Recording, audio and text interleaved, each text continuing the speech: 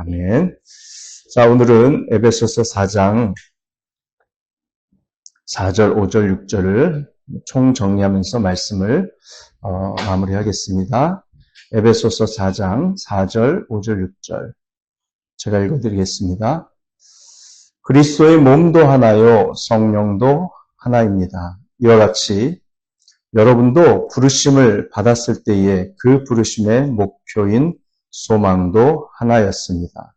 주님도 한 분이시요, 믿음도 하나요, 세례도 하나요, 하나님도 한 분이십니다. 하나님은 모든 것의 아버지시요, 모든 것 위에 계시고, 모든 것을 통하여 계시고, 모든 것 안에 계시는 분이십니다. 아멘.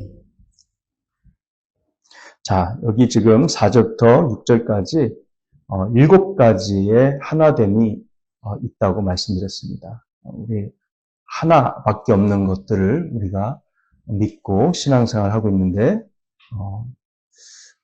지난주 금요일에 5가지를 살펴봤습니다.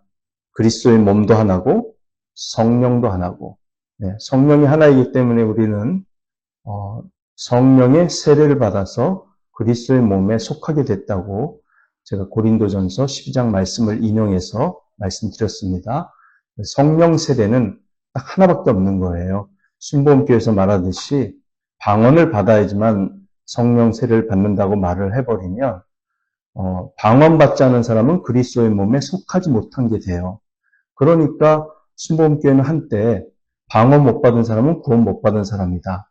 이런 식으로 성경을 오해해서 가르치는 바람에 막 사람들이 방언 받으려고 뭐 랄랄랄랄랄라 뭐 룰루룰루 뭐 연습하고 뭐 그딴 기괴한 짓을 했던 거죠. 그러니까 성경을 잘못 해석하고 오해하면 그런 이상한 짓거리를 하는 겁니다.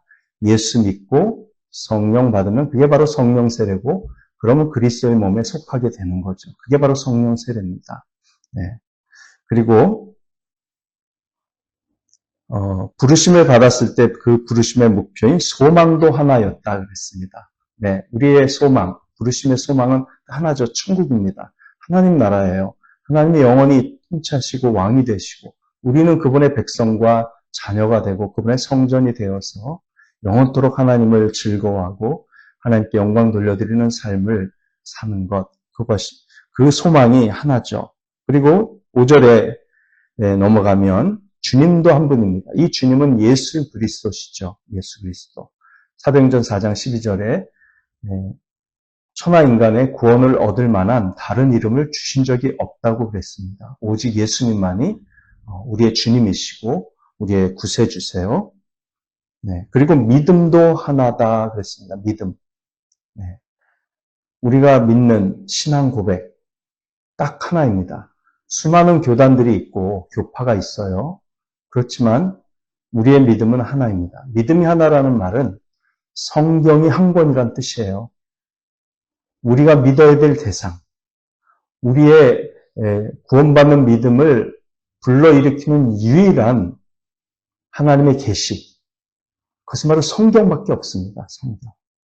그 성경 말씀을 제대로 믿지 않는, 그래서 성경에서 더하거나 빼거나, 그리고 성경을 잘못 해석해서 완전히 성경 전체의 통일성을 망가뜨리고 예수 그리스도에 대한 믿음을 망가뜨리는 그런 단체를 우리가 사이비 기독교 혹은 이단이라고 말을 하는 거죠. 거기엔 구원이 있을 수가 없습니다. 왜냐하면 하나밖에 없는 믿음을 망가뜨렸으니까요. 그래서 성경을 믿는 것, 그것이 바로 믿음도 하나다라고 하는 뜻입니다.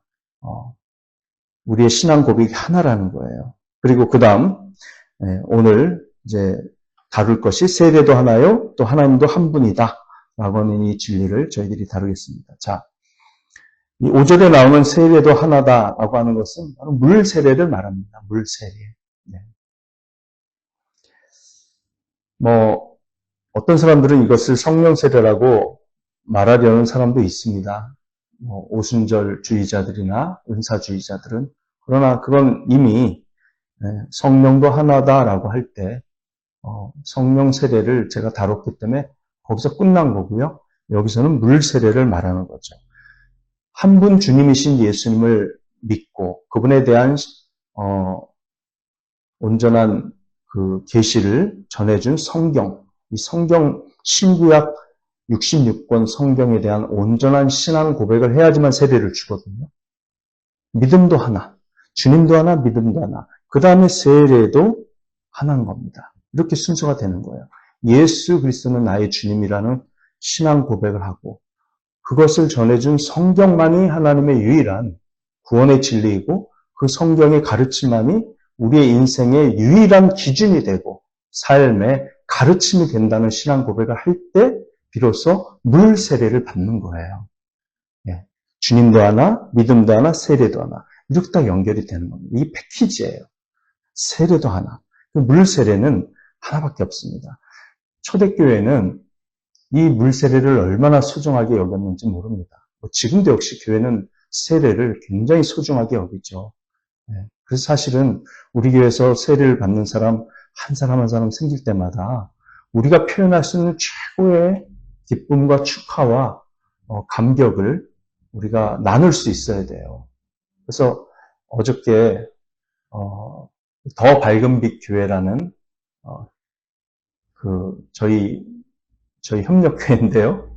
더 밝은 빛 교회 이정필 목사님이십니다. 우리 김철수 권사님 올해 봄에 왔다 가셨잖아요. 금요 기도에도 참석하시고 어저께 3명의 신자가 세례를 받았어요. 그런데 그 세례 받는다고 제가 페이스북에 봤어요. 사모님이 페이스북에다 사진을 올리셔서. 레드카펫은 아니지만 하여튼 카펫을 깔았어요. 가운데다가 카펫을 깔고 풍선을 달고 꽃을 장식을 하고 그리고 세례받은 사람 한 사람에게 전교인이 이렇게 네모난 메모지에다가 이렇게 판을 만들어가지고 다 축하의 글을 써서 그 네모난 메모지가 한 20장씩 이렇게 빼곡하게 글 써서 어떤 사람 그림도 그리고 그걸 그 세례받은 사람한테 다 기념으로 하나씩 주고 또 음식을 만들고 꾸미고 이렇게 했는데 정성이 보통이 아니더라고요.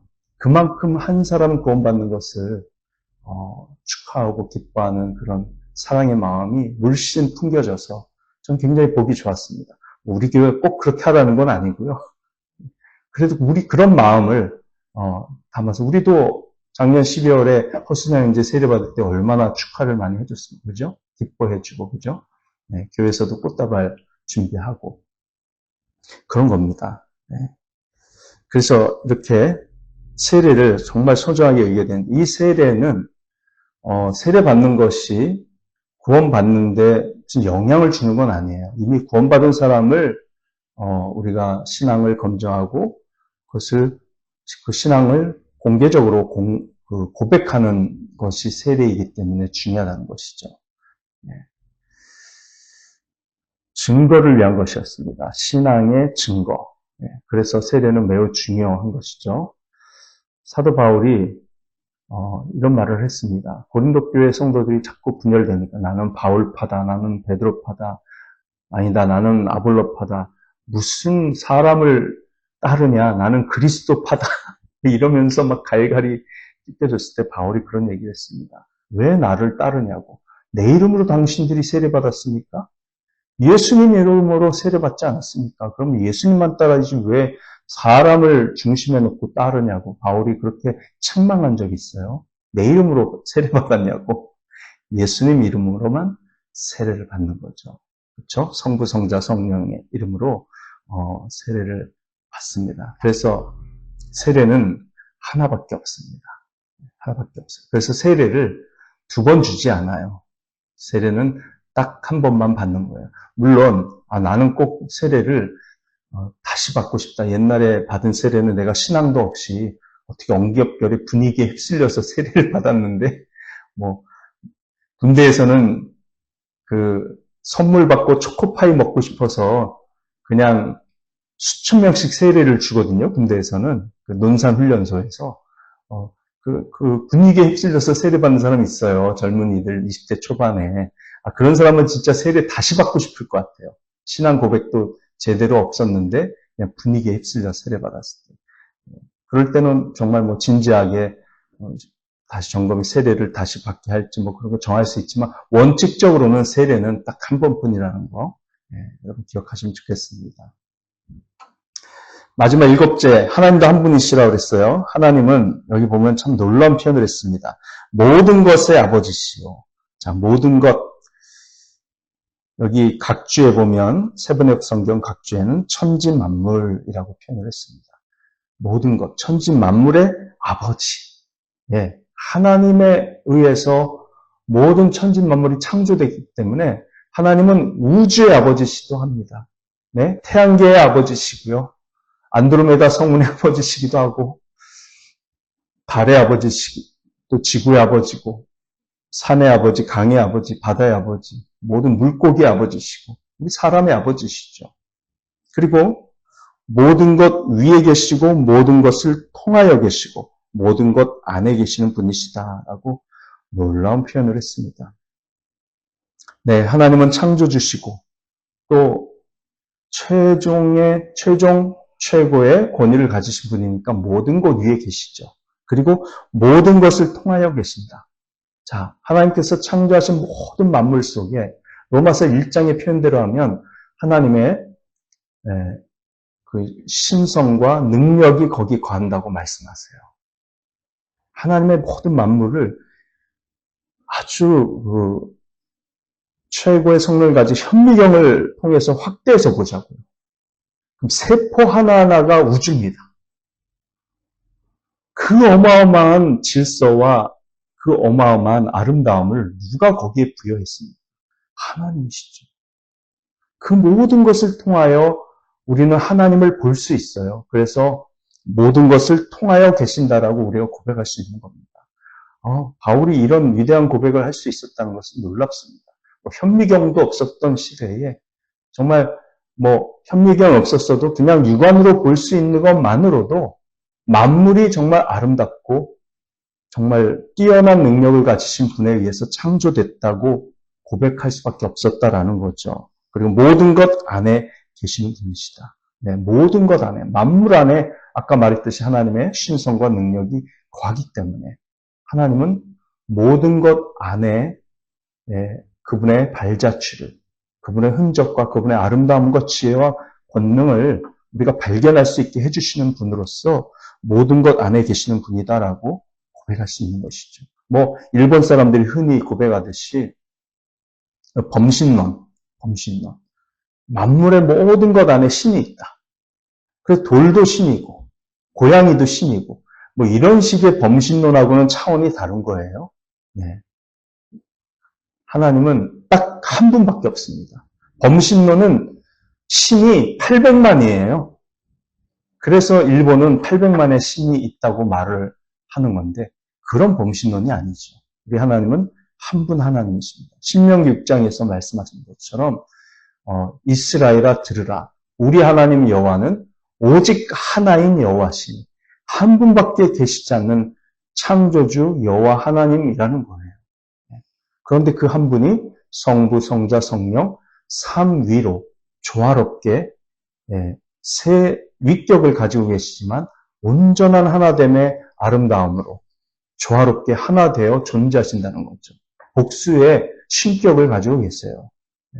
그런 하나님을 닮아서 우리도 남자와 여자로 창조된 것이고요. 우리는 교회 안에서 이렇게 각자 인격이 다르지만 한 몸을 이루어서 주님을 섬기고 있는 겁니다. 하나님은 존재 자체가 그런 분이시기 때문에 모든 것을 다 그렇게 서로 사랑하는 존재로 서로 인격이 구별되지만 하나 되어 조화롭게 살아가는 그것을 추구하시는 하나님으로서 만물을 그렇게 창조하신 분이신 것이죠. 자, 그래서 이런 하나님을 우리가 모시고 있는데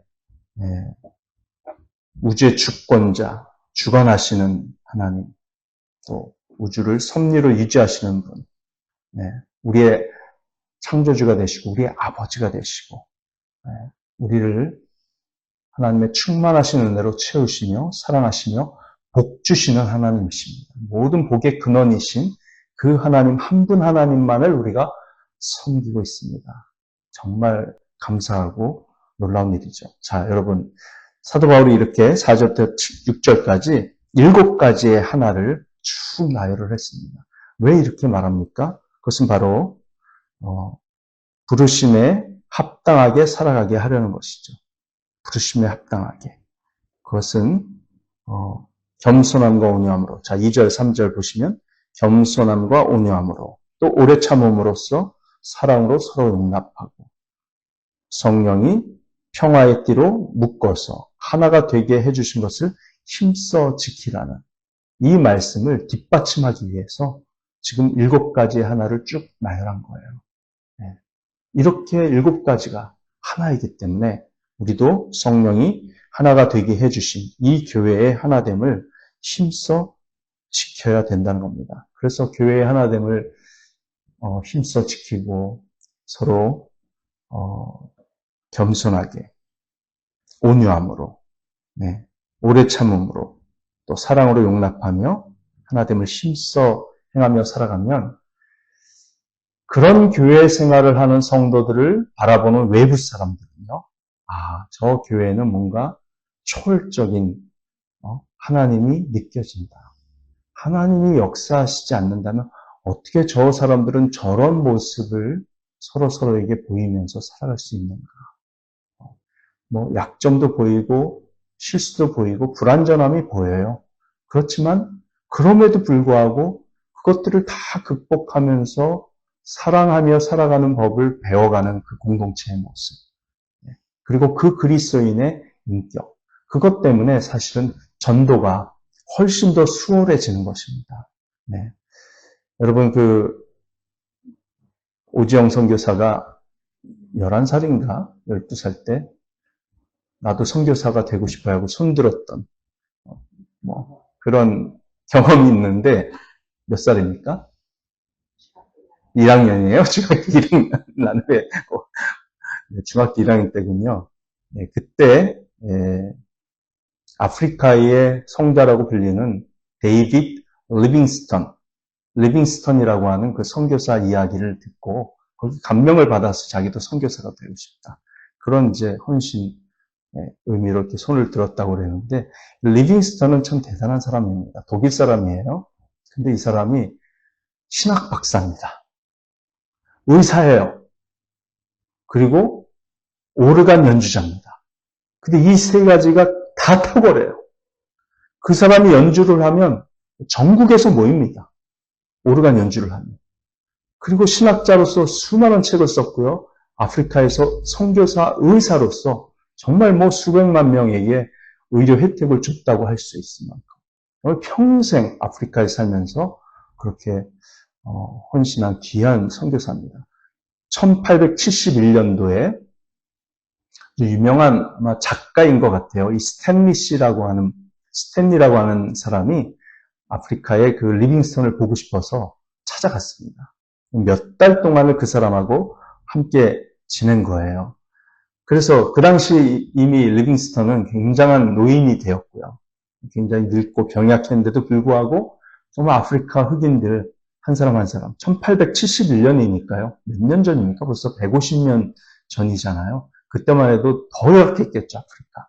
거기서 그 사람들 한 사람 한 사람 이야기를 들어주고 진찰해주고 치료해주고 약을 주고 상담해주고 많은 말을 하지 않지만 이미 노인이 됐기 때문에 그 사람의 그 모든 행동들을 옆에서 몇 달 동안 지켜보던 이 스탠리 씨는 그 아프리카 사람들의 반응 이런 게 다 보였을 거 아니에요.